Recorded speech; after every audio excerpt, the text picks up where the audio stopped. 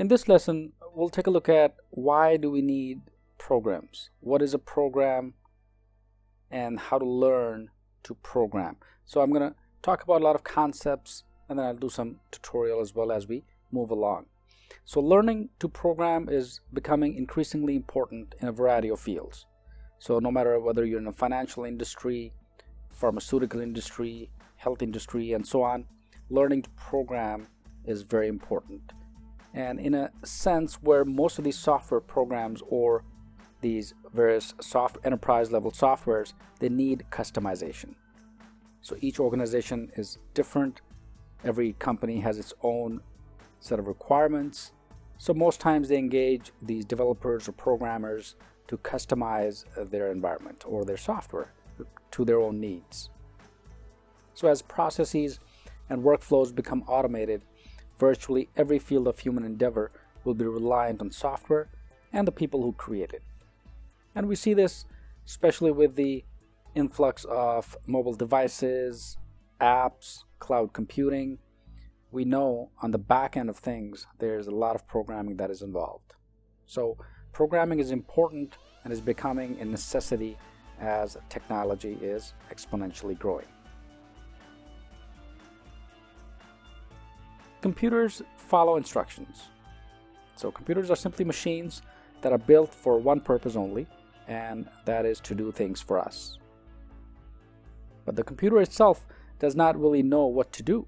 We need to tell the computer, and we need to speak their language to describe what needs to be done. For example, if I were to click somewhere on the screen here, that implies that the computer is going to execute my command. That is, click of a mouse button. And then the computer is going to wait for my next command. Otherwise, if I do not send a command to the computer, nothing's going to happen. So essentially, all computers do is just follow instructions by humans. And similarly, when software developers, they create programs using language such as Python, for instance, all we're doing is we're telling the computer step by step what needs to be done. And in order to tell the computer, obviously we need to know the language that the computer understands. And that's what Python is all about. Users versus programmers. What's the difference? Users essentially see computers as a set of tools. So if I'm a user, I'm going to use the computer, I'm going to click on certain buttons, use various tools, and I'm going to gain some output. For example, word processor or spreadsheet. So I'm using an Excel spreadsheet here and I'm going to calculate or add certain values on the spreadsheet. I'm going to issue some commands to the computer and I'm going to get my total. Similarly, if I'm using a word processor, I can bold text, highlight text, increase the font size, and so on. Programmers, on the other hand, learn the computer ways. In other words, the way a computer understands the actual language. So programmers have some tools that allow them to build new tools, and they also sometimes write tools for multiple users, as well as for themselves to automate certain tasks. So a good example using Excel as a programmer would be create a macro or create a Visual Basic script, for instance, that is going to automate your addition, subtraction, or any task that you're doing in your Excel environment. Similarly, you can also create macros in word processing programs and a host of other enterprise-wide applications or other software programs. So users simply use the tools and programmers automate those tools or create or speak the computer language. What is a code? What is a software or a software program? What are all these terms? What do they mean? So it's simply a sequence of stored instructions. As I mentioned earlier, it's a little piece of our intelligence essentially that we give to others.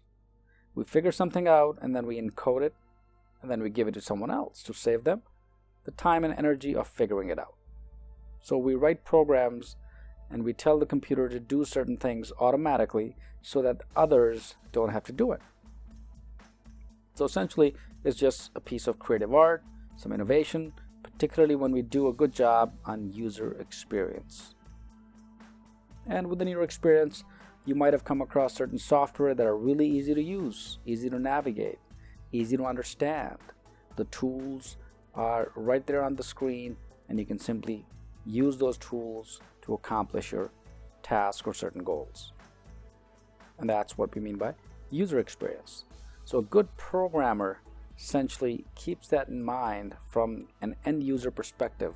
Instead of making things difficult, a good programmer's job essentially is to make things easy for the user. Some example of what a code looks like or what a program looks like. At this point, obviously, it's all foreign, but no problem. We'll take a look at once we get into subsequent lessons. You'll be able to, in fact, do all of these. So this is just an example of various lines that we use within the Python program and create functions and create the program or create a script and then run these to get an output. Okay, so all of these are entered into the Python software program essentially, or the idle or the Python shell.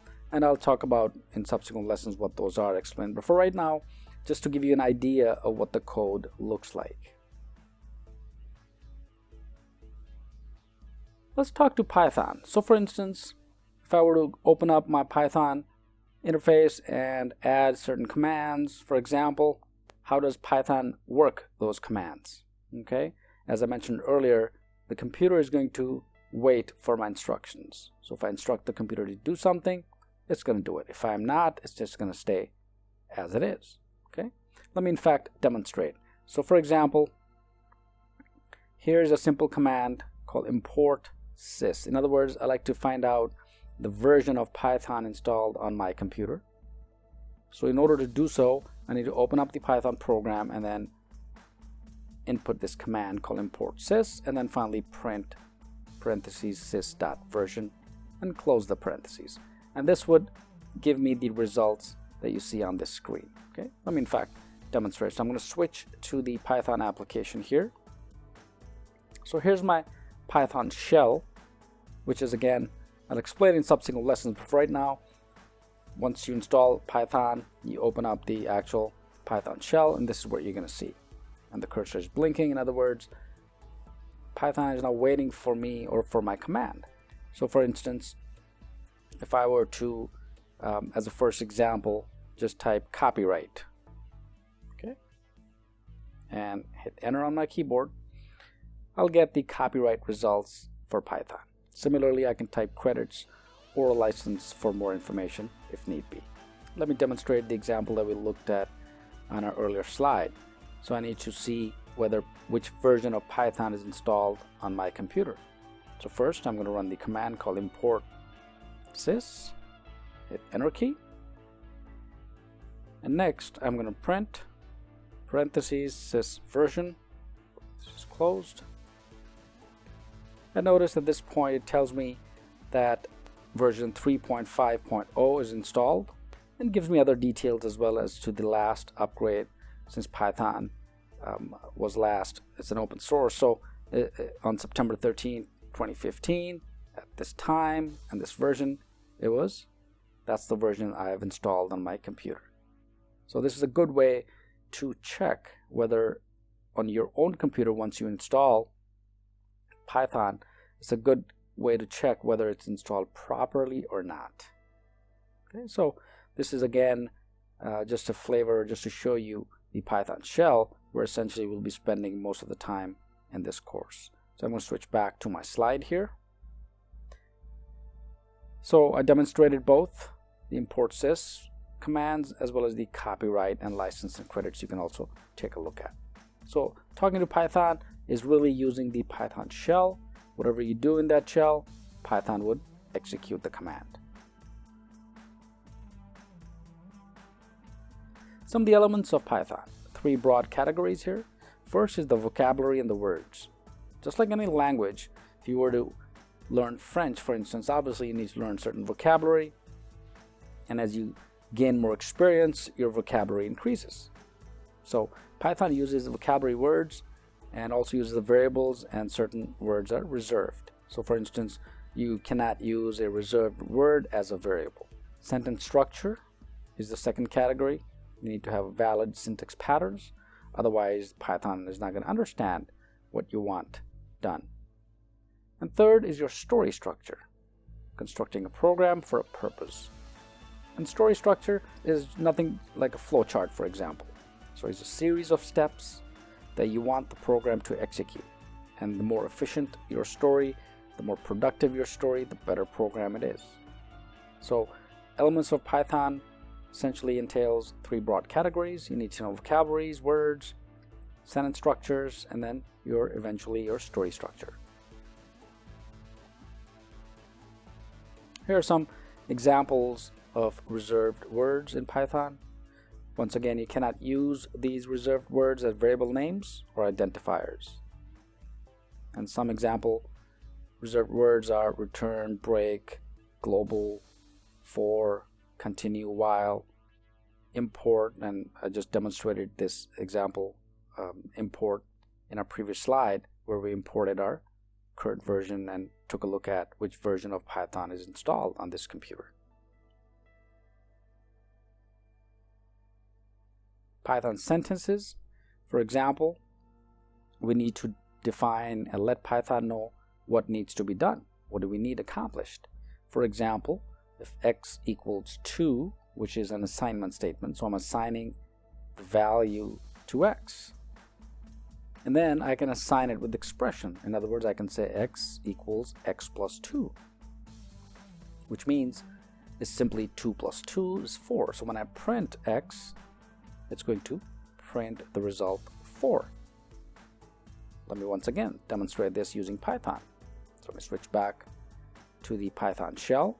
Here I'm going to say x equals 2, enter, and then I'm going to say x equals x plus 2, and finally I'm going to say print x.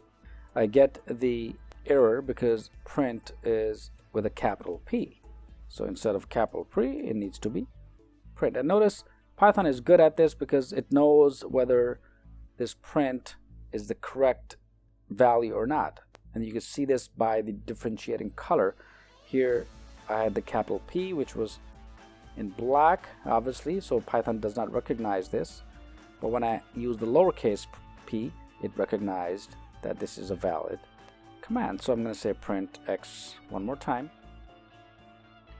and my answer is 4. Okay, so you need to be careful. Obviously, once again, computer will only understand what you tell the computer to do. If you don't speak the language, you will get errors. And that's the best way to learn. As we move along this course, you will see that how you can develop efficient programs and understand the vocabulary, the sentence structure, and then finally your story. Okay, so this is a good example of the sentence and assignments. So let's switch back to our slide. So once again, Python sentences is x equals 2, x plus 2, and then you print your statement. Great.